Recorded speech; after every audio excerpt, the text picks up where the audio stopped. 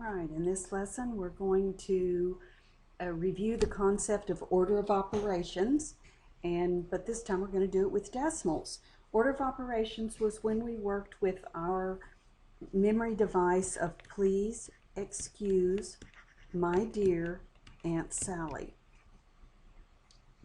I went ahead and grabbed the rules as they're written in your textbook. Remember, you've got this electronic textbook, and I go to it often and get information for you.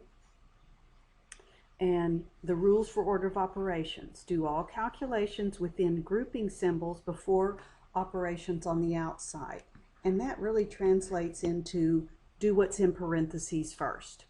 Then evaluate all exponential expressions, do your exponents, do multiplications and divisions in order from left to right. Remember, it is not multiplication before division. It is multiplication and division from left to right, so as you encounter either one of them. Same for addition and subtraction. So any additions or subtractions you see in order from left to right. So this may take a little bit of workspace, so I've given us some nice ruled paper.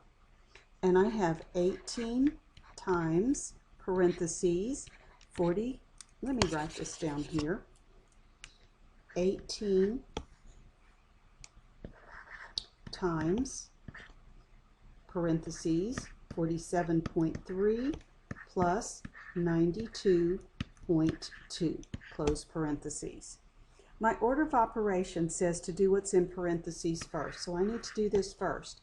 I'm going to come over here. I did this when we worked with fractions, and I'm going to add 47.3 to 92.2, remembering the rule that says line up the decimals when you add or subtract.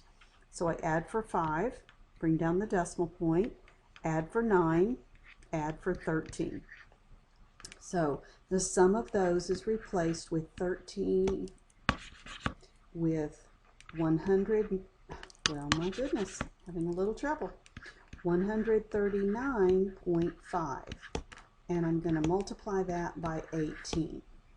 So I'm going to come back over here and I'm going to multiply. I'm going to put the 139.5 on top just because it is a bigger physical number than 18. So I'm going to ignore the decimal point and multiply. 8 times 5 is 40, carry the 4. 8 times 9 is 72, plus 4 is 76, carry the 7. 8 times 3 is 24, plus 7 is 31, carry the 3. And 8 times 1 is 8, plus 3 is 11. Okay, now 1 time, placeholder 0. 1 times 5 is 5. 1 times 9 is 9. 1 times 3 is 3. 1 times 1 is 1. It's time to add those. 0 plus 0 is 0. 6 plus 5 is 11. Carry the 1. That's going to give me 11. Carry the 1. It gives me 5 and 2. That then gives me, I've got all of these digits. I look back up here, I have one decimal place, so I have one decimal place down here. But because that one single decimal place is a 0, I don't need to write it. My answer, the product of those, is 2,511. It is a whole number. But I follow my rules for addition, I follow my rules for multiplication. Let's look at number 2. Give myself plenty of room. All right, as I look at this, I have 0.004 plus 3.16 divided by 0.01. I have addition and I have division. Division has a higher priority. So over here I'm going to take 3.16 and divide it by 0.01. So 0.01 into 3.16. Now I don't think we talked about this shortcut. We talked about multiplying by powers of 10. We didn't talk about division by powers of 10, but I'll show you what happens. This needs to be a whole number. So when I move it 2 places, and I move this one 2 places, and I come back up here, now what am I dividing by? I'm ignoring all this. I'm just dividing by 1. So I'm going to get 1 goes into 3 3 times, 1 1 time. In other words, 1 goes into 316 times with the decimal point there. When you divide by powers of 10, it moves the decimal to the right 1 place for each place here. So that was 1 2, so it moved it 2. Sometimes that's a little bit of a challenge to remember. There's nothing wrong with doing that division. We get 316. I don't need to put the decimal point, but I could. It's right there. I'm going to add to it 0.004. So I have 316. Its decimal point is here, and I'm going to add 0.004. I remember that it is a good idea. It's not essential with addition, it is essential with subtraction. So I just always do it. Give them the same number of decimal places. Add 4 and 0, add 0 and 0, add 0 and 0, decimal point. 6 plus 0 is 6. Bring down the 1, bring down the 3. This sum is 316 and 4 in the thousandths place. I had to do division before I did addition. Okay, I have a few more to look at.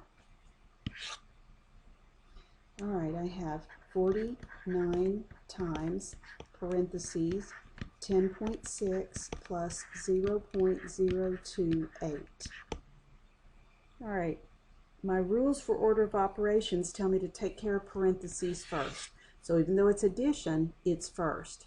So it is 10.6 plus 0.028. So I've lined up my decimal points so that I can add. So 0 and 8 is 8, 0 and 2 is 2, 6 and 0 is 6. Bring down your decimal point. 0 and 0 is 0, 1 is 10. So maybe you could have done that without even writing that down, but I chose to write it all down. I get 10.628, and now it's times 49. All right, I'm going to do my multiplication. 10.628 times 49. I'm going to ignore the decimals to start with. 9 times 8 is 72. Carry the 7. 9 times 2 is 18, and 7 is 25. Carry the 2. 9 times 6 is 54. Plus 2 is 56. Carry the 5. 9 times 0 is 0, plus 5 is 5. 9 times 1 is 9.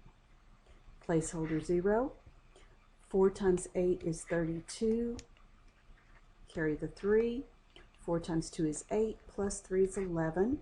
Carry the 1. 4 times 6 is 24, plus 1 is 25. Carry the 2. 4 times 0 is 0, plus 2 is 2. 4 times 1 is 4. And I hope I kept up with all that.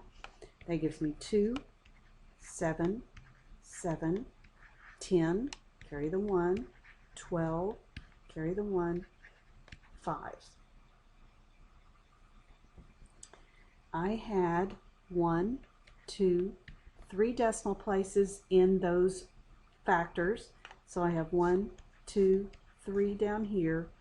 My answer is 520 and 772 thousandths. All right, we have one more.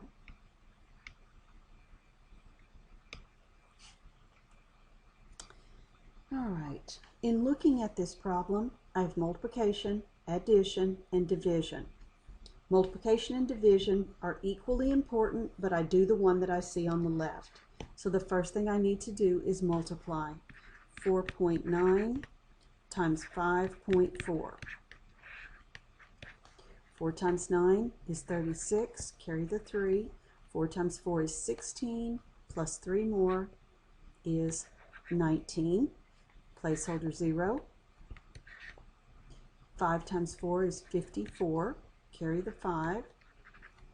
5 times 4 is 20. Plus 5 is 25. Add for 6. Add for 13. Carry the 1. That's 7 and 2. I had 1, 2 decimal places. So 1, 2 decimal places. First part of my problem, that's 27.36 plus 0.8 divided by 1.6. I skip over the addition and I go to this division. Oops, that's too far. And I have 1.8 and it's going into 1.6 into 0.8. So the first number goes on the inside. It is 0.8 divided by, that goes on the outside. So that's got to be a whole number. So that's got to be a whole number. Put the decimal straight up. 16 does not go into 0. 16 does not go into 8. I'm going to have to add a 0, which I can do because it's on the right side of the decimal. So does 16 go into 80? The answer is yes. It goes in there 5 times. 16 times 5. 5 times 6 is 30. Carry the 3. And that's 5 plus 3, which is 8. So that is 80. And I get 0.5 as the answer. So I'm going to have 27.36 plus 0.5. Final step is to add those. So I have 27.36 and I'm going to add 0.5. If I want to, I can fill in with that 0. Add for 6, add for 8, bring down the decimal point, add for 7, bring down the 2, and I think I may have made a mistake on this one. Let's go back and check. It's 36, carry the 3, 16, that's 19, that's it's right here. My goodness, I have got to go back. I checked my answer and I had made a mistake. And I've got to go all the way back up here. In my math lab, you would put it in, you would find out you had a mistake, and you would go back to the beginning of the problem. All right, 4 times 9 is 36. Carry the 3. That part's right. 5, got placeholder 0. 5 times 9 is 45. Carry the 4, and that's 24. So that's a 6, that's 14, carry the 1, that's 6. Luckily, it's over in this number, which is 26.46. It is 26.46. Still 2 decimal places. So you can see that I make mistakes just like you do. That's 26.46. And that gives me 6, a 9, a decimal point, a 6, and a 2. And that is correct. So that's 26.96. So be a little more careful than I was on that one. I just made a mistake in my multiplication. It happens to everybody. My math lab gives you 3 chances on the question before you have to ask for a similar exercise. I'm glad I didn't have to ask for a similar exercise. Okay, you go ahead and do your order of operations.